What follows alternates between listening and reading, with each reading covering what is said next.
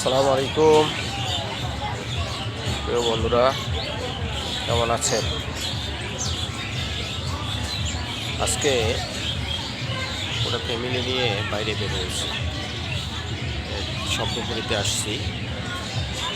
আমার মেয়েগুলো বেশ কয়েকদিন থেকে বলতেছিল, বাবা আমরা স্বপ্নপুরীতে যাব। তো সেজন্য আমার ফ্যামিলিকে সঙ্গে নিয়ে, সঙ্গে আমার জামাই আছে, ভাগ্নি জামাই দুইটা ভাগ্নি আছে, নাতনিরা আছে, সবাইকে নিয়ে আমরা স্বপ্নপুরীতে আসছি। তো এসেই খাওয়া দাওয়া করে আমি ওদেরকে ঘুরতে পাঠাইছি, কারণ আমার ঘুরতে বেশি ভালো লাগে না। এই জন্য আমি এখানে বসে আছি গাছের নিচে, সুন্দর একটা গাছ, তার নিচে আমি বসে আছি।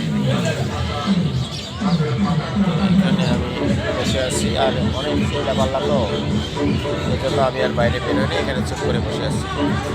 তো প্রিয় বন্ধুরা, ভালো থাকবেন, সুস্থ থাকবেন, আল্লাহ হাফেজ।